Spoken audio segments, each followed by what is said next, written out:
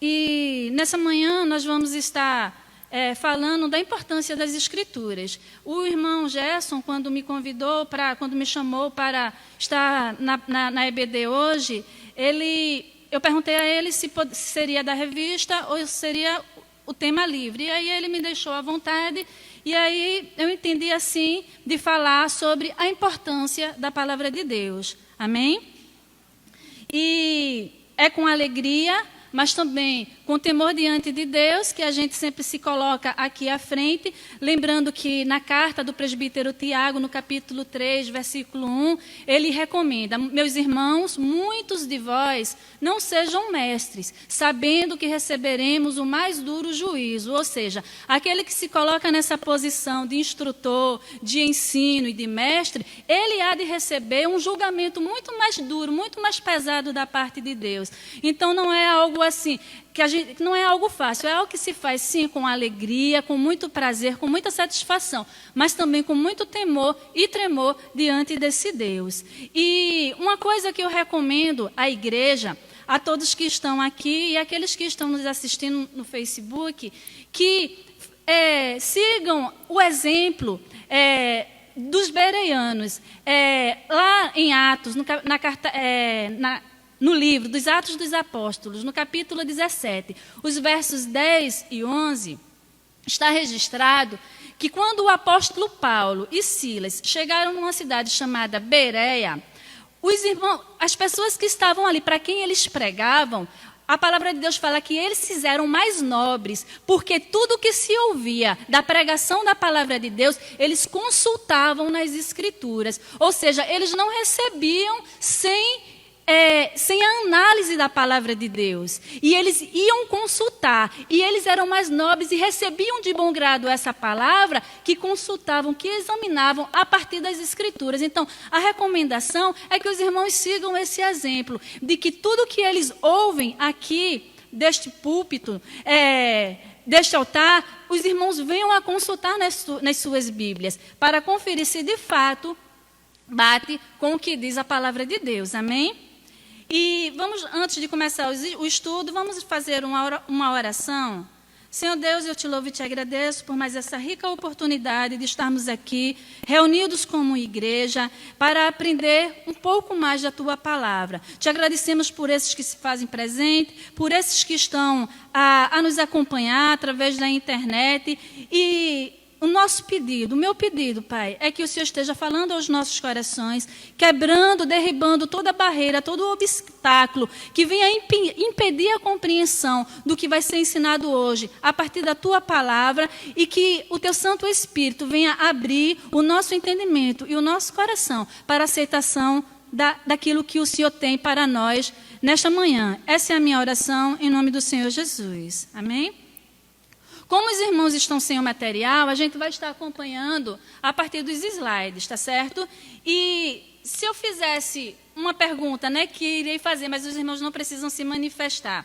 Quem acha a palavra de Deus importante, logicamente, seria unânime aqui todos se manifestarem, acenando que a palavra de Deus, quem acha a palavra de Deus importante, todos vão de dar as respostas que acham a palavra de Deus, sim, importante. Porém, se a pergunta ela for reformulada aí, quanto você dá de importância à palavra de Deus, aí já é algo que vai depender. A resposta pode não condizer com o que de fato é. Porque a resposta, de fato, ela é evidenciada na relação que nós temos com a palavra de Deus. É essa relação que vai evidenciar a importância que eu dou à palavra de Deus. Dando uma pausazinha. Adriano, está aí atrás, né, Adriano? Hoje a gente vai estar aqui, mas é como se a gente estivesse lá, o assunto é o mesmo, amém? E aí, essa relação de leitura, de busca da palavra de Deus, de estudo da palavra de Deus, de se deparar com um texto, de correção, e se quebrantar diante da palavra de Deus, e buscar praticar essa palavra, isso é que vai evidenciar, isso é que vai provar a importância que eu dou à palavra de Deus. E a gente poderia fechar esse assunto apenas dizendo que a Bíblia ela é importante porque ela é a revelação de Deus. Pronto. Mas vamos entender o que é revelação. Até porque às vezes a gente faz confusão com 3 termos que estão bem ligados, mas que são distintos, são diferentes. Às vezes a gente diz a palavra é a revelação, a Bíblia é a revelação de Deus, às vezes a gente diz a Bíblia é a inspiração de Deus, ou a Bíblia é a iluminação de Deus. Isso são coisas diferentes. E, de fato, a Bíblia é a revelação de Deus. Por quê? Porque a gente vai entender esses 3 termos. Porque a revelação é a manifestação que Deus ele faz acerca de si mesmo. É a forma com que ele se apresenta. É a forma com que ele se mostra. E aí, assim como a sua vontade, os seus desígnios, os seus propósitos, tudo isso está expresso na revelação. Ou seja, revelação é a forma com que Deus se expressa, se apresenta, se mostra, assim como a sua vontade, os seus desígnios, os seus propósitos. Essa é a revelação de Deus. É a forma com que Deus se expressa, se apresenta, se mostra, se faz conhecer. Então, a Bíblia ela é a revelação de Deus porque é nela que nós conhecemos acerca de Deus, dos seus atributos, da sua vontade, dos seus desígnios, dos seus propósitos, dos seus princípios, dos seus valores éticos e morais. É nela. Por isso ela é a revelação de Deus. Ela é inspirada, porém a inspiração, de fato, ela veio sobre os escritores da Bíblia. Porque inspiração é a capacitação de Deus sobre a vida de uma pessoa para que esse expresse a verdade de Deus. Veja a diferença. Enquanto a Bíblia ela é a revelação porque ela traz, ela revela, ela apresenta acerca de Deus e de seus propósitos e de sua vontade, inspiração é a capacitação sobre a vida de uma pessoa, para que esse expresse a vontade, as verdades da parte de Deus.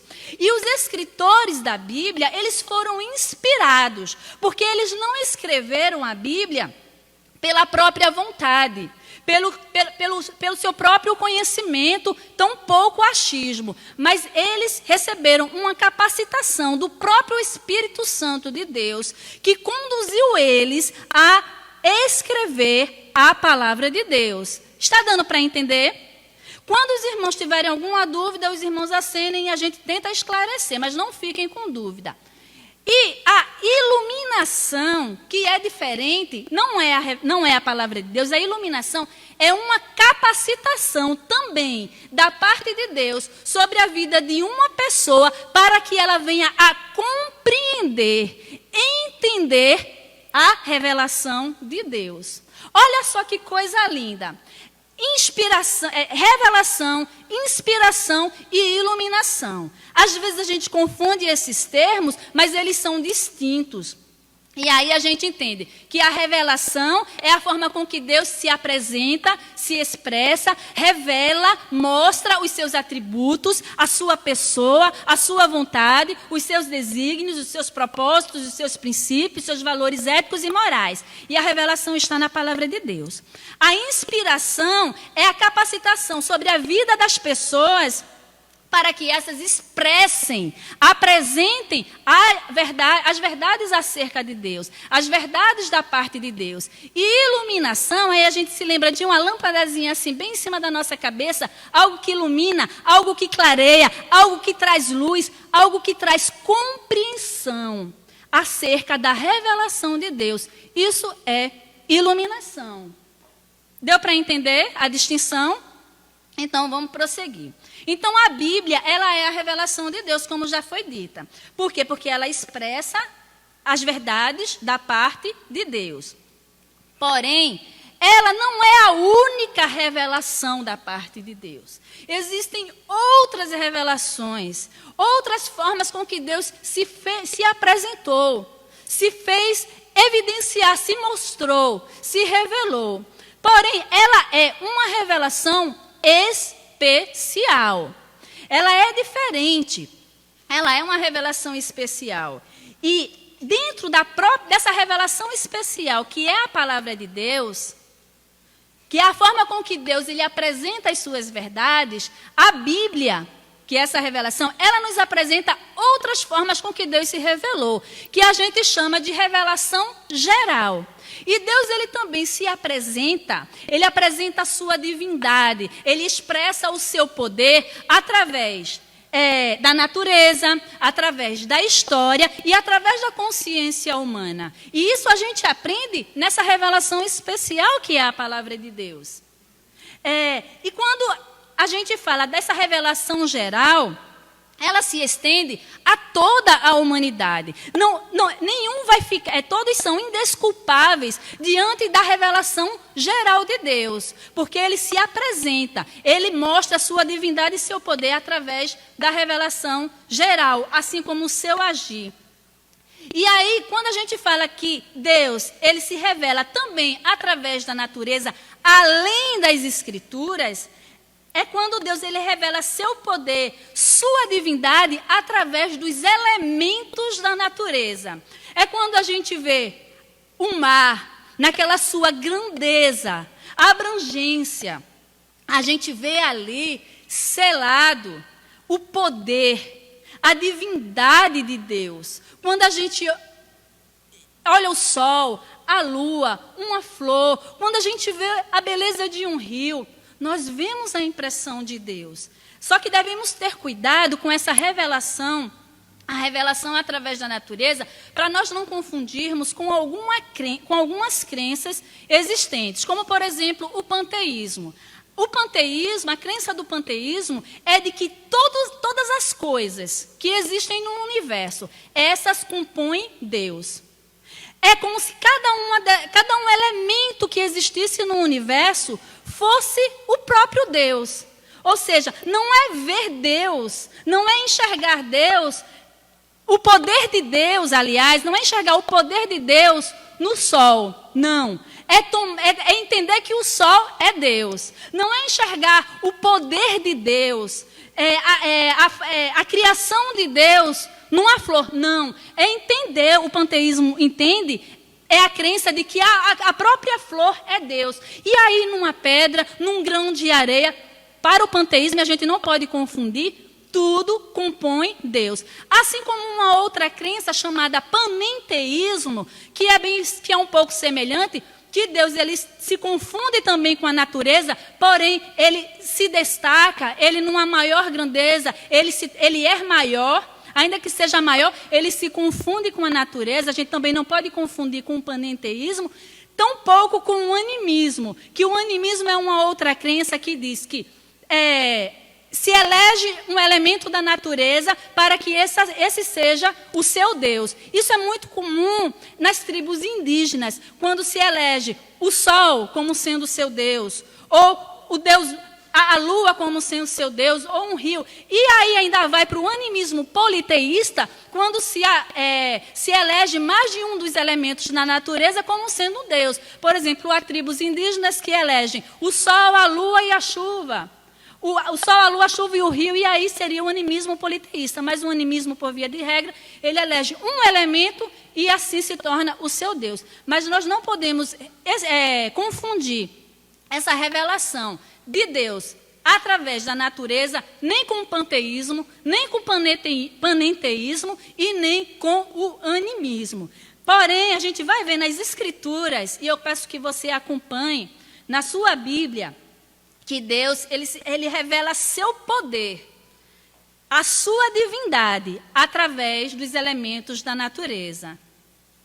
Vamos abrir no Salmo 19, dos versos 1 ao 3. Salmo 19, dos versos 1 ao 3.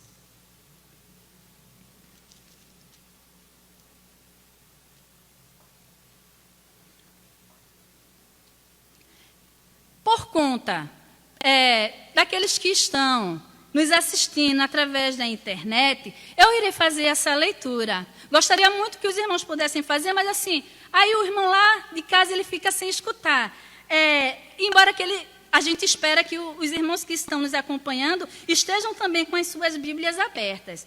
Mas, para a gente facilitar, vamos lá, eu faço a leitura. Salmo 19, dos versos 1 ao 3. Olha o que diz a palavra de Deus. Os céus manifestam... Joia Cresson, obrigada. Os céus manifestam a glória de Deus e o firmamento anuncia a obra das suas mãos. Um dia faz declaração a outro e uma noite mostra sabedoria a outra noite. Sem linguagem, sem fala, ouvem-se as suas vozes. Olha, eu chamo a sua atenção para o primeiro versículo desse salmo. Os céus manifestam a glória de Deus, ou seja, os céus não é o próprio Deus, não, manifesta a glória de Deus. E o firmamento anuncia a obra das suas mãos. Então, o firmamento também não é o próprio Deus, isso cai por terra, o panteísmo, paneteísmo, animismo. Por quê? Porque isso é a forma com que Deus se revela através da natureza, manifestando o seu poder, a sua glória e a sua divindade. Porém, não é o próprio Deus. E uma outra passagem, Atos, lá em Atos dos Apóstolos, no capítulo 14, versículo 17.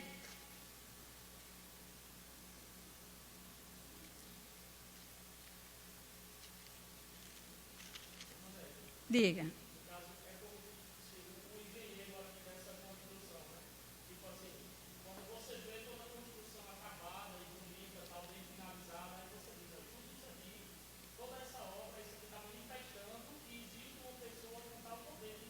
Exatamente isso. A construção, ela não é a pessoa, mas ela mostra, ela expressa o trabalho, o agir da pessoa. É exatamente isso. Em Atos capítulo 14, versículo 17, diz o seguinte: o Deus deste povo de Israel escolheu a nossos pais. Não é essa passagem, eu acho que eu peguei a passagem. É 14, né? É. Achei. E, contudo, não se deixou a si mesmo sem testemunho, beneficiando-vos lá do céu, dando-vos chuvas e tempos frutíferos, enchendo de mantimento e de alegria os vossos corações. Aqui, na ocasião, o apóstolo Paulo e Barnabé, eles chegam a uma cidade... a cidade de Listra, se eu não me engano. E aí, aquele povo, quando o apóstolo Paulo e ali o apóstolo também Barnabé, eles começam a operar maravilhas, operam um milagre ali naquela cidade, o que acontece? Aquele povo que era um povo pagão, um povo idólatra, elegem a Barnabé e a Silas, associando ele a dois deuses, os deuses deles, Júpiter e Mercúrio. Júpiter, Barnabé, Mercúrio a Paulo. E aí o apóstolo Paulo ele fica muito entristecido, porque eles não conseguem compreender que aquilo que eles operaram, aquele milagre, aquela maravilha que eles operaram, foi em nome do Senhor Jesus, foi no poder do Espírito Santo, e não por eles, e neles não havia poder algum. E aí eles começam a aclamar a Paulo e a Barnabé como sendo deuses. E o apóstolo Paulo, gente, olha só, esse Deus que nos deu poder para fazer isso, beneficiou, não deixou vocês sem testemunho, beneficiou vocês lá do céu, dando chuva, tempos frutíferos, enchendo de mantimento e de alegria os vossos corações. Por isso que essa graça geral, ela se estende até aqueles que não conhecem a Deus de fato, que não conhecem essa revelação especial que é a palavra de Deus. Por quê? Porque Deus ele se manifesta através da chuva, através do plantio, através da colheita, através do mantimento que se dá para esse povo. Então, não há como se desculpar de que não conhece, de que não sabe da existência de Deus, porque Ele manifesta o seu poder, Ele manifesta a sua glória, Ele manifesta a sua divindade, nesses detalhes, nessas coisas, detalhes entre aspas, porque são coisas essenciais. E em Romanos 1:20, só para a gente encerrar essa parte de que Deus se revela através da natureza, essa passagem ela é muito bonita. Romanos, carta aos Romanos, capítulo 1, versículo 20. Olha que coisa linda. Porque as suas coisas invisíveis, desde a criação do mundo, tanto o seu eterno poder como a sua divindade, se entendem e claramente se veem, pelas coisas que foram criadas, para que eles fiquem inexcusáveis, indesculpáveis. A glória e o poder de Deus, ele é manifesto desde a criação, nas coisas visíveis e nas coisas invisíveis. Então, Deus, ele se revela através da natureza, mostrando a sua glória, o seu poder e a sua divindade. E essa revelação através da natureza, nós chamamos de revelação geral, certo? Uma outra forma com que Deus se revela, e a Bíblia, essa revelação especial nos apresenta, é que Deus se revela através da história. E essa é mais uma revelação geral da parte de Deus. E quando a gente fala que Deus se revela através da história, é que Deus ele revela o seu agir, ele apresenta, ele expressa o seu agir e o seu controle em toda a história da humanidade. Meus irmãos, por maior que seja o caos, não pense que fugiu do controle de Deus. Ele continua no controle. Ele continua no controle, porque ele deixa impresso o seu poder, o seu agir, o seu controle na história humana. Amém? Teria muitas passagens, mas eu estou vendo que o tempo, ele o relógio não está convertido. E aí a gente vai... a gente poderia falar todas essas passagens aí, mas eu vou pular para Isaías 44, 28. Só assim.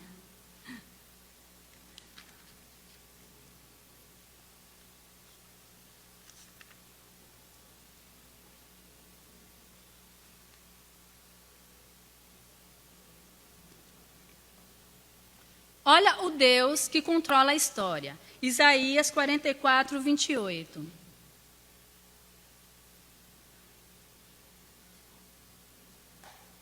E a gente vai ler o 45, versículo 1, que é o posterior. Quem diz de Ciro, é meu pastor e cumprirá tudo o que me apraz, dizendo, também a Jerusalém ser edificada e ao templo funda-te. Assim diz o Senhor, ao seu ungido, a Ciro, a quem tomo pela sua mão direita, para bater as nações diante de sua face. Só até aí, meus irmãos, isso aqui foi profetizado. Essa palavra foi falada pela boca do profeta Isaías. 150 anos desse homem está na história, o rei Ciro. Na ocasião que o profeta Isaías falou, a nação de Judá ainda não tinha sido levada cativa para a Babilônia. E essa palavra ela foi falada numa ocasião. O cumprimento dela se daria após o exílio babilônico. O povo de Israel seria levado cativo para a Babilônia. A cidade de Jerusalém seria destruída, os muros derribados, o templo destruído. E aí, esse rei, Ciro, que se levantaria 150 anos depois dessa palavra aqui, rei da Pérsia, o rei Medo-Persa, ele queria abater o império caldeu, ou seja, o império babilônico que levou cativo o povo de Israel, o povo judeu.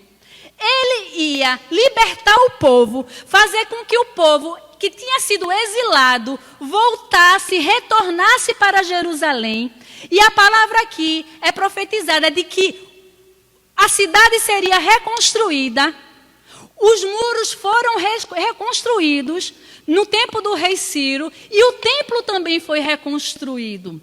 E aqui, 150 anos, o profeta Isaías mostra que Deus tem o controle da história. Antes mesmo do povo ser exilado, antes mesmo de Ciro existir, ele já falava de um rei que iria restaurar, que iria trazer de volta o seu povo, quando o povo ainda não tinha nem saído. Olha que coisa linda. Eu sou uma pessoa assim, maravilhada, apaixonada.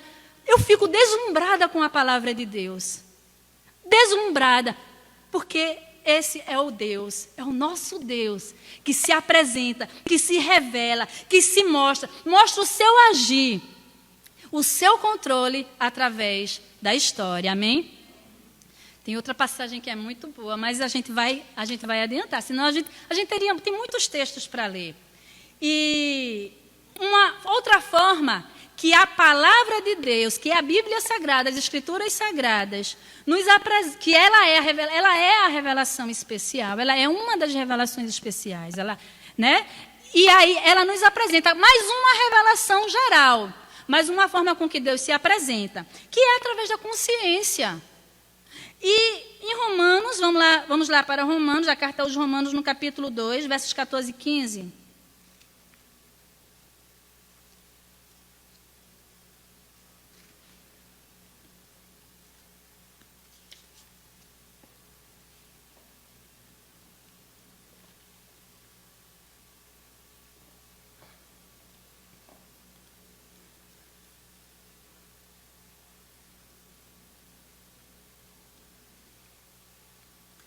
Romanos 2, versos 14 e 15. Porque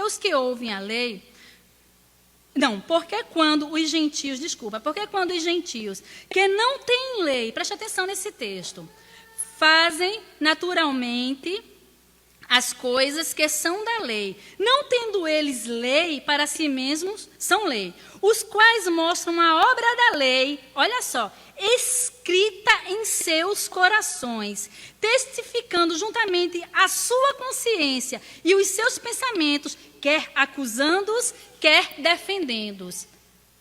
Trazendo assim, em palavras mais simples, aquele povo que não conhece a lei de Deus, que não conhece as Escrituras, com esses, você sabe assim, aquelas tribos, aquele povo que vive isolado, que existem casos de povos que assim são tão isolados que eles não têm realmente contato nem com a civilização. Porém,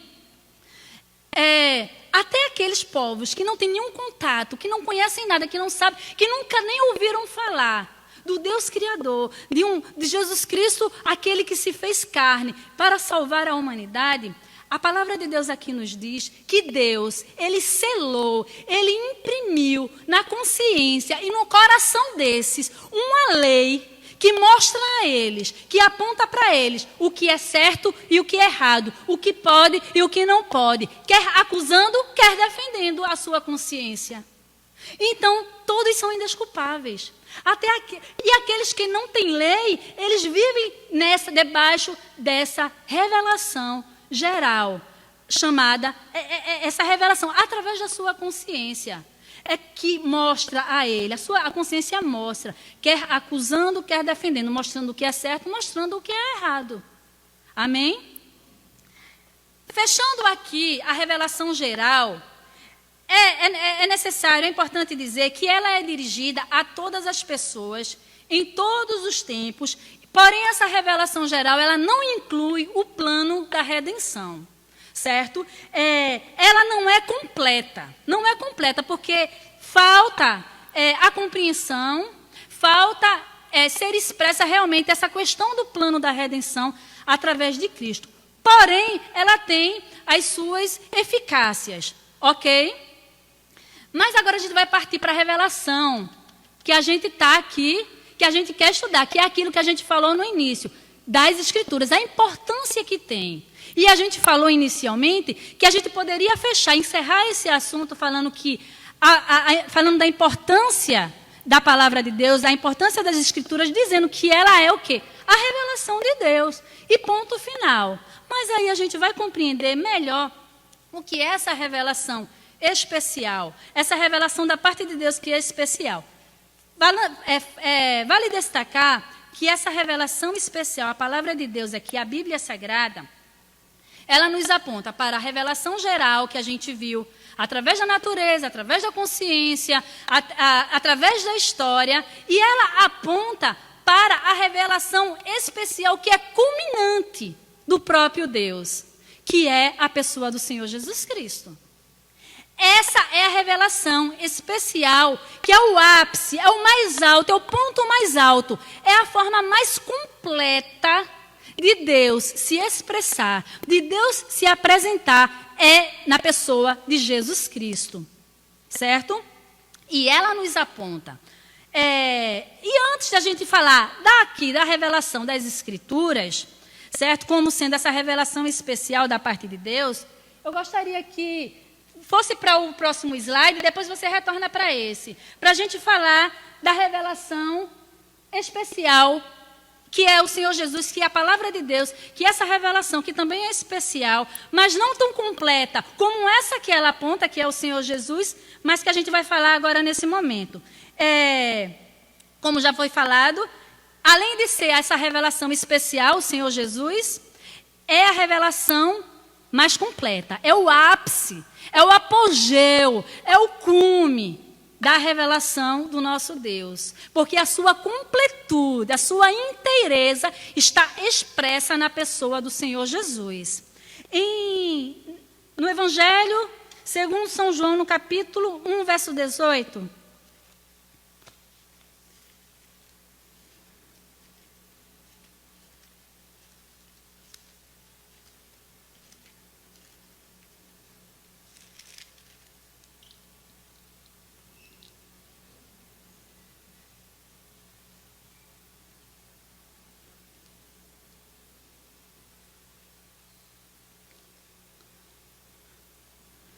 João 18 fala: Deus nunca foi visto por alguém.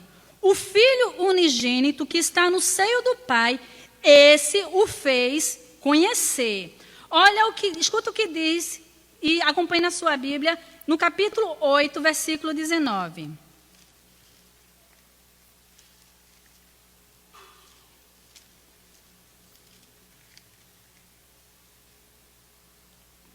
Disseram-lhe, pois, ao Senhor Jesus: onde está teu pai? E Jesus respondeu: não me conheceis a mim, nem a meu pai. Se vós me conheceis a mim, também conhecereis a meu pai. Então a gente vê aí essa unidade, essa unicidade do pai e do filho como sendo um. Capítulo 14 desse mesmo evangelho.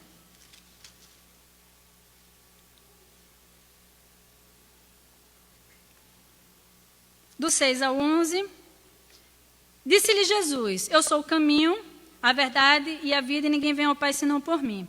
Se vós me conheceis a mim, também conhecereis a meu Pai, e já desde agora o conheceis e tendes visto. Olha o que o Senhor Jesus diz aqui para os seus discípulos. Disse-lhe Filipe: Senhor, mostra-me o Pai, que nos basta. Disse-lhe Jesus: estou há tanto tempo convosco que não me tendes conhecido, Filipe. Quem me vê a mim, vê o Pai. E como dizes tu, mostra-nos o Pai. Até o 11, né? Versículo 10. Não crês tu que eu estou no Pai e que o Pai está em mim? As palavras que eu vos digo, não os digo de mim mesmo, mas o Pai que está em mim é quem faz as obras. Crede que estou no Pai e o Pai em mim. Crede, ao menos, por causa das minhas obras, das mesmas obras. Então, o Senhor Jesus aqui nesse diálogo travado com o Filipe deixa claro aqui a sua identidade, que ele é a identidade plena, completa do próprio Deus. Amém? A gente teria mais passagens, mas aí a gente vai adiantar, porque o relógio ele não é convertido, né? Mas vamos lá, entendendo que a revelação especial de Deus, que é as Escrituras, ela aponta para a revelação geral, através da história, através da consciência, através da natureza, e aponta para o ápice da revelação, a pessoa de Jesus Cristo. Mas ela também é uma revelação especial, e é a que nós temos. Por isso que nós devemos dar importância. Porque a revelação que nós temos hoje, da parte de Deus, para as nossas vidas, é a sua palavra. São as Escrituras.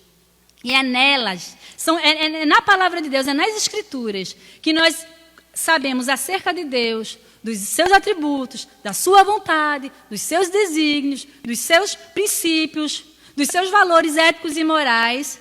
E a partir desse conhecimento é que eu vou ter uma vida, de fato, de prática do cristianismo e de intimidade com Deus. E assim é que eu realmente, de fato, vou poder expressar, evidenciar o meu amor para com Ele. Porque o meu amor para com Deus, ele é provado na obediência que eu cumpro da palavra dele. Aquele que tem os meus... o próprio Senhor Jesus diz lá no Evangelho de João, aquele que tem os meus mandamentos e os guarda e os cumpre, esse é o que me ama. Esse é o que me ama. Amar a Deus de palavras, amar a Deus de meras experiências sobrenaturais, não. O amor, é o Senhor Jesus quem diz isso, não é a chata da irmã Nédia. É o Senhor Jesus quem diz, o que tem os meus mandamentos, isso é muito claro, e os cumpre, e os guarda, e os obedece, é esse que me ama.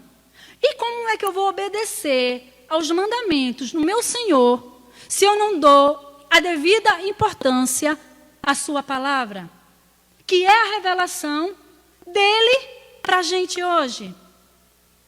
É inconcebível, é incoerente.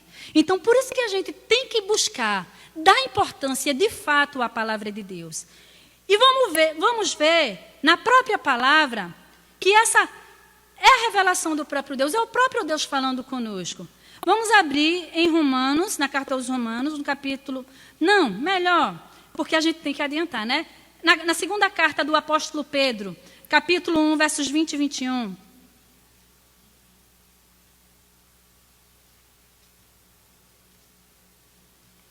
Fica lá no finalzinho. 2 Pedro.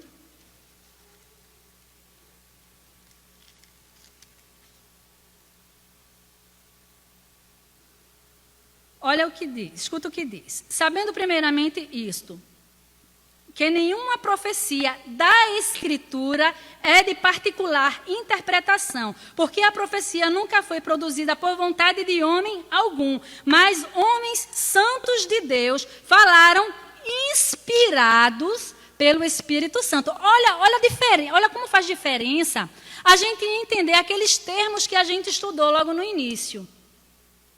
Olha como faz diferença. A palavra de Deus, a Bíblia, as Escrituras, ela é a revelação. Mas a inspiração veio sobre os homens, que é o poder de Deus, é uma capacitação da parte de Deus sobre os homens, sobre as pessoas, para expressar as verdades acerca de Deus.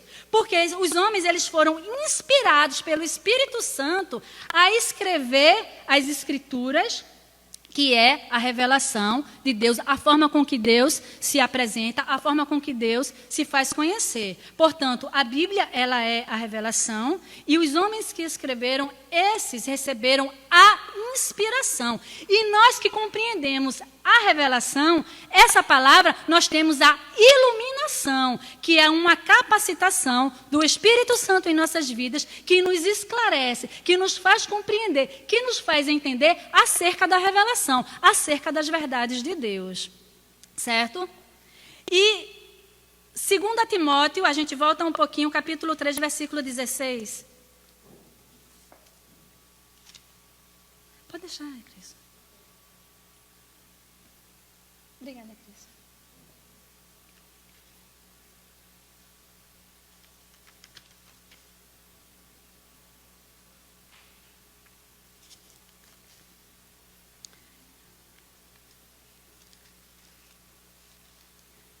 Na verdade, eu não costumo vir com essa Bíblia aqui para dar estudo nem para pregar, porque ela é o meu xodó, mas ela é muito complicada. Mas era essa que tinha que ser, tá entendendo? Mas essa daqui é o meu xodó, não tem jeito não.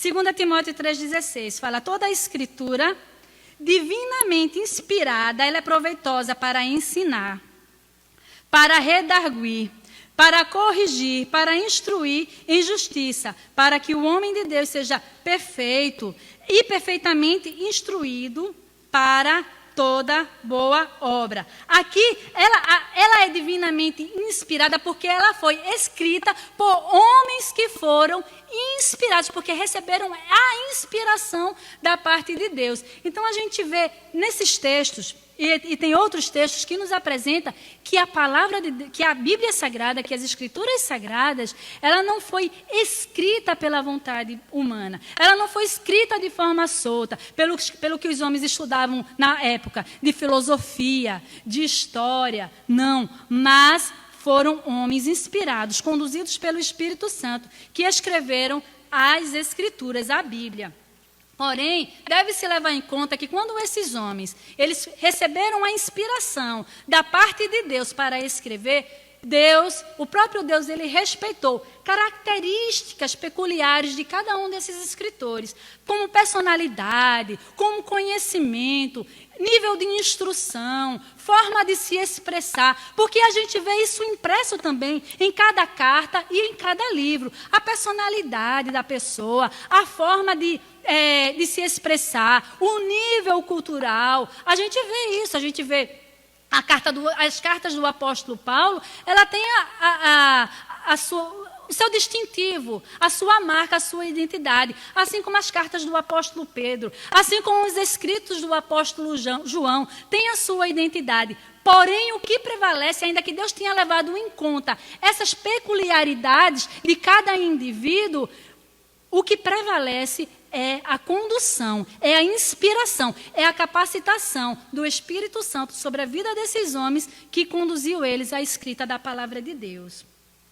E o que eu acho lindo, lindo, lindo, é que, sendo essa Bíblia, sendo esse livro, na verdade, uma compilação, ou seja, a reunião de várias obras.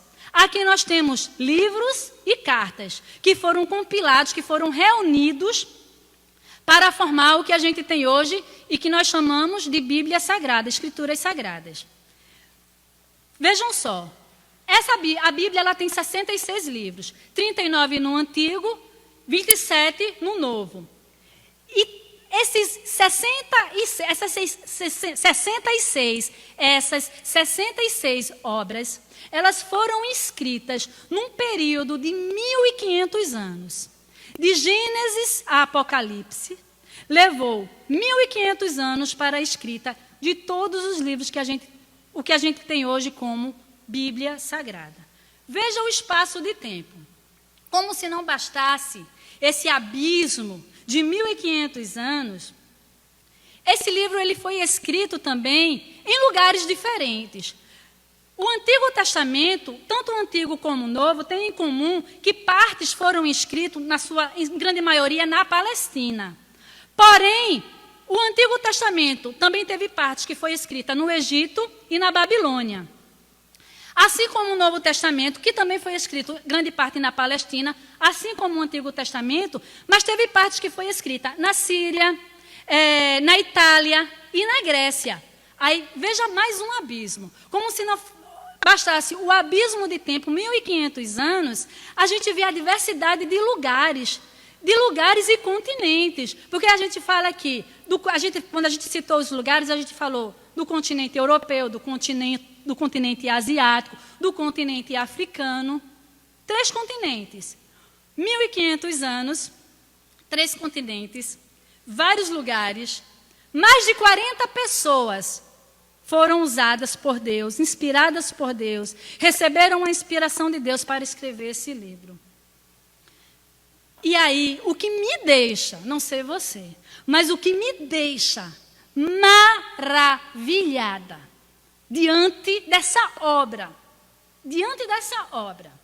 escrita num período de 1.500 anos, em 3 continentes diferentes, em diversos lugares, por mais de 40 pessoas, é que toda essa obra, com todos esses obstáculos, com todas essas barreiras de dificuldades e separação, convergem para uma única mensagem: o Cristo que nos salva, a obra da redenção. E isso é lindo, e isso já me prova, a mim já é suficiente, o agir de Deus na vida desses homens, conduzindo-os a escrever esta palavra. Eu não preciso de outra prova. Eu tenho outras provas, mas essa para mim já era suficiente. 1.500 anos de distância, mais de 40 pessoas, diversos lugares diferentes, pessoas que nunca se falaram, mas convergiram, seguiram para um mesmo ponto, para um mesmo lugar, para um mesmo Deus, para um mesmo princípio, para uma mesma ética, para uma mesma moral, para um mesmo valor, para um mesmo Deus. para o plano da redenção. Amém? E, a princípio, a palavra de Deus, as Escrituras, elas foram escritas em pergaminhos, peles de animais, que eram preparadas com esse fim, para a escrita. Depois foram os papiros, que era um material trabalhoso, mas menos custoso, que eram uma espécie de plantas que eram colhidas do Nilo, na margem do rio Nilo, no Egito, e que eram preparadas, trançadas e serviam também de escritas. Só no século XV que surgiu, então, a Bíblia impressa, com Johannes Gutenberg, um grande impressor, e a sua primeira impressão, realmente, seu primeiro trabalho impresso foi as Escrituras, foi a Bíblia, e aí a gente tem ela como a gente tem hoje. E depois, já mais recentemente, surgiram as Bíblias de outras formas, em outros formatos, né? CD-ROM, que já é algo que é ultrapassado, e aí hoje nós temos nos aplicativos. Aí, celulares, tablets, smartphones, tudo é Bíblia, tudo é Bíblia. Mas eu, pelo menos, eu não abro mão de ter a minha Bíblia física aqui como livro, porque ela me ajuda a fazer as minhas marcações. Então, eu acho que a grande invenção foi a de Gutenberg, de fato. Eu acho que é a mais eficaz. Eu entendo que, embora facilite muito a vida, a Bíblia no celular, no tablet, e realmente facilita, mas ela não produz a mesma eficácia de memorização, de passagens que você leu e depois você quer ir lá de volta. Não produz a mesma eficácia. Então, eu particularmente, isso é uma coisa minha, eu não abro mão. Certo? Uma outra curiosidade é que a Bíblia, ela na sua forma original, ela é desprovida de capítulos e versículos, como a gente tem hoje. O que facilitou muito para a gente. Só em 1227, um arcebispo chamado Stephen Lanton foi que dividiu a Bíblia em capítulos, certo? E aí já deu uma facilidade boa. E só em 1551... um tipógrafo chamado Robert Stephens, esse subdividiu a Bíblia em versículos. E aí a gente tem hoje nessa hiperfacilidade, toda divididazinha, fácil de memorizar, fácil de marcar, fácil de manusear.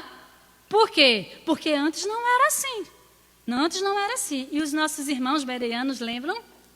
Eles iam lá nos pergaminhos e eles iam lá nos papiros conferir o que o apóstolo Paulo dizia acerca das Escrituras.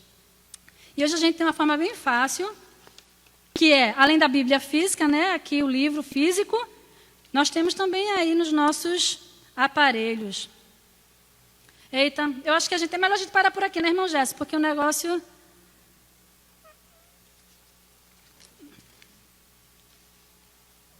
Vamos resumir aqui, então. Então, como a gente falou já desde o início, como cristãos, só uma forma de agir de acordo com o padrão, com os princípios éticos e morais da palavra de Deus, senão conhecendo. Só tem essa forma, conhecendo a palavra de Deus. E eu quero que você abra no livro do profeta Oséias, no capítulo 4, versículo 6.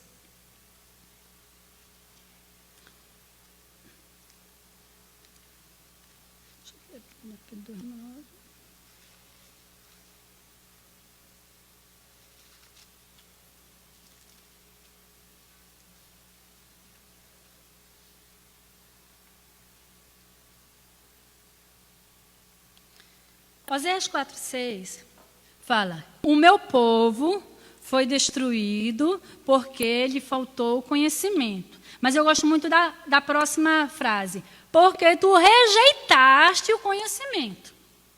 Então a gente já vê aí que o conhecimento faltou, mas porque houve uma rejeição. Houve uma rejeição. E nos nossos dias não é diferente. Se falta conhecimento é porque se rejeita, porque acesso a gente tem. Eu sei que a gente vive numa vida de muitas atividades, de muitos afazeres, de muitas coisas. Mas se nós soubermos administrar o nosso tempo, fazer uma administração melhor entre as redes sociais, entre o tempo que a gente passa, e até postando coisa, e até fazendo coisa para isso, com o estudo da palavra de Deus, a gente vai ver que a gente vai remir o tempo de uma forma legal, vai administrar melhor, e aí a gente vai adquirindo mais conhecimento da palavra de Deus. E aí a gente volta para aquilo que a gente falou no início. Que importância a gente dá para a palavra de Deus? Porque se a gente perguntar, a Bíblia é importante para você? A gente vai levantar a mão e dizer, sim, é importante. Mas o quanto você dá de importância para ela? Vai depender do seu relacionamento com ela. Se eu não me relaciono com a palavra de Deus, ou seja, dando tempo para ler, dando tempo para estudar, me quebrantando diante dela, diante das correções, né? Diante daquilo que eu sou confrontado. Se eu não tenho essa relação, na verdade, eu não estou dando importância para a palavra de Deus. A importância que eu dou é em tese, é retórica, certo? Mas não é verdadeira, não é na prática. Logicamente, essa palavra aqui, o meu povo foi destruído porque lhe faltou conhecimento, está se referindo aos sacerdotes da época que, por não passar o conhecimento de Deus para o povo mergulhava no mais abismo, no mais profundo do pecado. Aí você pode dizer, olha aí então eu não tenho conhecimento porque esse conhecimento não é passado pelo pastor. Aliás, a gente está com um pastor interino que só pode vir uma semana, então eu tenho essa desculpa. Não, nós não temos essa desculpa. Por quê? Na primeira carta do apóstolo Pedro, no capítulo 2, versículo 9, eu gostaria que você abrisse.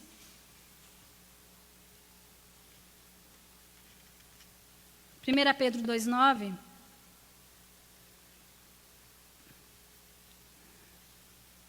Mas vós sois geração eleita, sacerdócio real, nação santa, povo adquirido, para que anuncieis as virtudes daquele que vos chamou das trevas para a sua maravilhosa luz.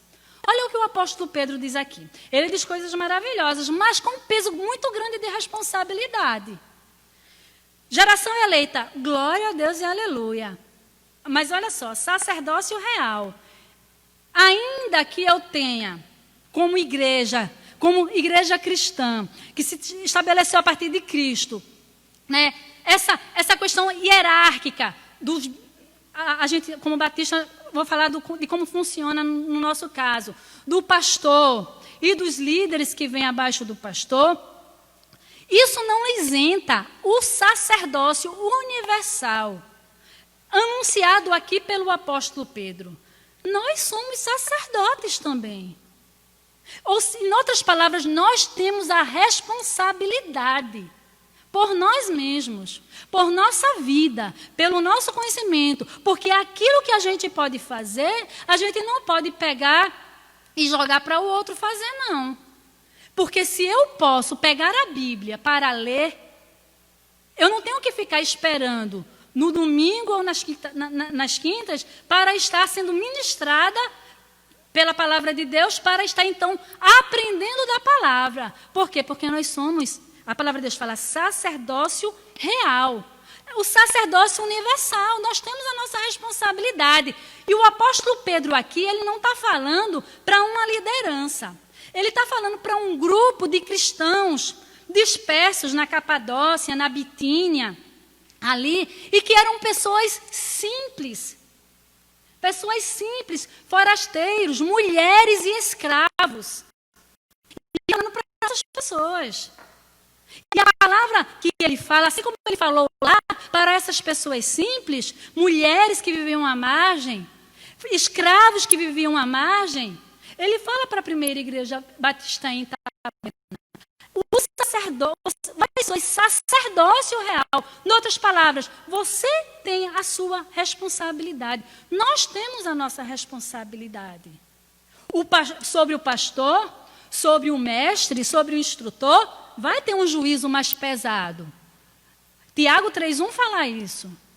Mas não tira a responsabilidade do crente comum. Certo? E João 5,39, no Evangelho do apóstolo João, vamos lá, a gente já está terminando. 5,39.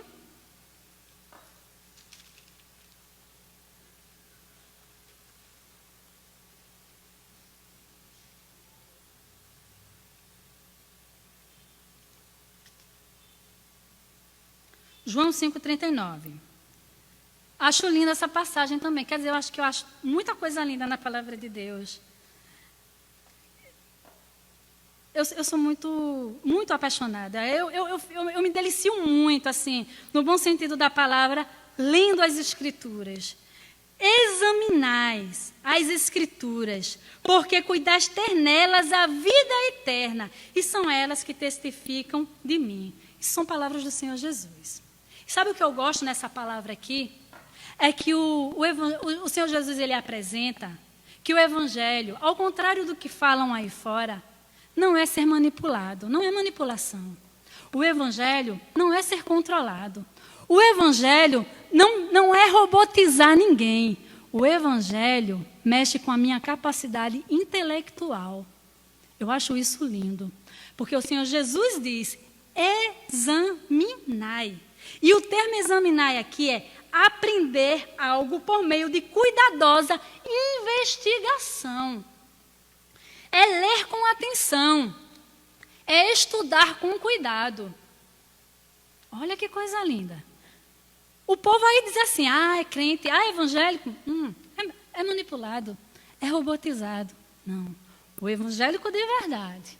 O que de fato foi alcançado por esse evangelho, ele aprende aqui com o Senhor Jesus que esse evangelho, ele tem que ser examinado. A minha fé, ainda que ela tenha uma parcela, e tem, sobrenatural, algo inexplicável, ela é carregada também de entendimento, de raciocínio lógico, de exame. Porque o Senhor Jesus diz, examinar, em outras palavras, aprende por meio de cuidadosa investigação. Estuda com atenção, estuda com cuidado, ler com atenção. Porque é aqui, olha, que você cuida ter a vida eterna. E são essas palavras, o Senhor Jesus diz, que testificam de mim. Não sei você, mas eu sou maravilhada com essa palavra. E 1 Pedro 3,15, só para a gente já estar encerrando. 1 Pedro 3,15.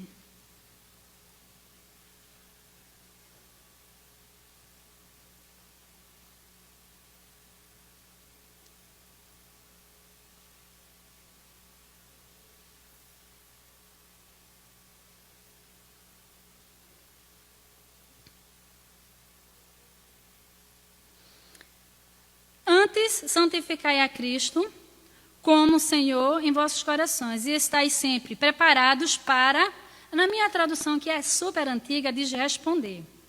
Responder com mansidão e temor qualquer que vos pedir a razão da esperança que há em vós. Porém, o termo responder aqui, no grego, significa apologia. E essa palavra, ela quer dizer o seguinte, é rebater falsas acusações e defender o conteúdo da sua fé. Vamos então melhorar aqui, é muita ousadia da minha parte, mas vamos assim, tentar explicar melhor esse versículo, essa passagem. Olha o que o apóstolo Pedro diz, estais sempre preparados para rebater as acusações falsas que fazem da sua fé. E também estais preparados para expor o conteúdo da vossa fé. Você deve estar preparado tanto para rebater as acusações falsas, como para expor o conteúdo genuíno da sua fé. Porém, com mansidão e temor a qualquer que vos pedir a razão da esperança que há em vós. Olha que a nossa fé, a nossa prática cristã, a nossa caminhada cristã exige conhecimento. Como é que eu vou fazer uso da apologia? Ou seja, rebater a falsa acusação ou expor, fazer uma exposição da minha doutrina, da minha fé, daquilo que eu creio, sem conhecer. Vejam só, a gente costuma com muita frequência ouvir uma coisa muito bem intencionada. E eu entendo as intenções. A gente costuma ouvir assim, se você não sabe nada da Bíblia, dê o seu testemunho. Eu entendo que isso é com muito boas intenções, mas o meu testemunho, ele só vai ser compreendido de fato a partir do conhecimento da palavra de Deus. Porque eu posso ter um testemunho de melhoramento. Eu adentrei a igreja e vejo que aqui são ensinados valores éticos, morais, assim, algumas coisas que dão uma melhorada na minha vida. Mas a transformação e o conhecimento, de fato, ele só se dá a partir do estudo, do exame, o que o Senhor Jesus diz, das Escrituras. E o meu testemunho, ele só vai ser compreendido, de fato, a partir do conhecimento do plano da redenção. Do plano da redenção, que está aqui. Meus irmãos, pasmem, mas quantos cristãos estão há anos na igreja, até décadas, e não sabem explicar, fazer apologia do plano redentor na pessoa de Cristo para uma pessoa não crente? Não sabem. A verdade é essa. Não estou falando que todos, mas alguns não sabem. Alguns não sabem. A partir da Bíblia, eu estou falando, sabe dizer que Jesus Cristo veio para morrer nos nossos pecados, mas é algo vago. E você começar a apresentar pela Bíblia, pela palavra de Deus, dizer que a partir desse plano salvífico, do Deus que tomou forma humana, como está escrito lá em Filipenses, no capítulo 2, que se fez homem, que sofreu a nossa pena por conta de uma sentença que era decretada pelo próprio Deus Pai. E Ele cumpriu essa sentença em nosso lugar, nos dando justificação, nos dando a redenção, a remissão dos nossos pecados, nos concedendo regeneração, santificação, adoção e a futura glorificação. A gente só tem um entendimento na palavra de Deus. Dizer que a gente vai falar de Cristo, eu fico calada, se desculpa, um crente novo convertido, isso aí eu fico calada. Porque esse não vai ter o conhecimento suficiente. Mas uma pessoa com, no mínimo, 1 a 2 anos dentro da igreja, ele tem que ter o conhecimento básico do plano da redenção nas Escrituras. E, meu irmão, digo a você, não dependa de EBD, não dependa do culto à noite. Eles vão acrescentar a nossa vida. Porém, acrescentar, eu também fazendo o exame que nem os bereanos faziam, lá em Atos 17, versículos 10 e 11. Analisando, porque nem tudo que se fala pode realmente estar sendo extraído da palavra de Deus. Então a gente tem a obrigação, nós somos sacerdotes, temos a obrigação de consultar nas Escrituras. E aí, para eu ter essa consulta, para eu fazer essa consulta de forma eficaz, eu tenho que ter esse conhecimento. Então, assim, o testemunho ele vai servir e serve, mas com base na palavra de Deus. E o puro testemunho, ele só é válido sem essa base das Escrituras para um novo convertido, que está começando agora. Mas para cristãos de anos de igreja, não. Você tem eu estou falando isso para aqueles que têm condição, que sabem ler, que tiveram acesso, tiveram pelo menos o ensino fundamental maior, pessoas que sabem ler. Eu estou falando desses casos. Existem casos que são a parte de pessoas que precisam ser acompanhadas. E essas precisam de um acompanhamento especial, irmão Gerson. Temos na nossa igreja pessoas que precisam de um acompanhamento especial, porque não tem essa condição, e nós precisamos acompanhar. Mas a gente que tem acesso ao conhecimento, a gente que sabe ler, a gente que sabe postar tanta coisa na internet, tanta coisa, tanta mensagem, tanto pensamento, tantas frases, somos indesculpáveis. Se não embasarmos o nosso testemunho à base das Escrituras Sagradas. Tínhamos outras coisas para falar, mas a gente vê noutra oportunidade, noutra ocasião.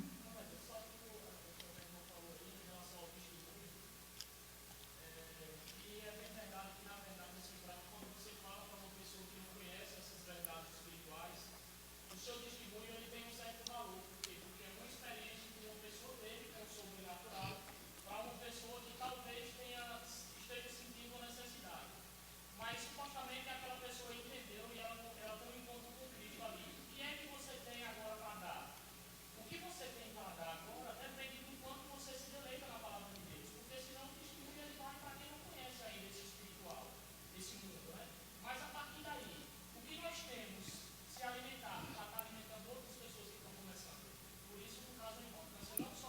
Sim. Sim, sim. Pronto, alguém tem alguma coisa, alguma dúvida, algo a falar? Se não tem, eu entendo que o estudo ele foi compreendido e eu espero que caia aquilo que foi aprendido da palavra de Deus, caia como semente em nossos corações, como sendo um terreno fértil de boa aceitação a essa semente da palavra de Deus. Amém? Deus nos abençoe.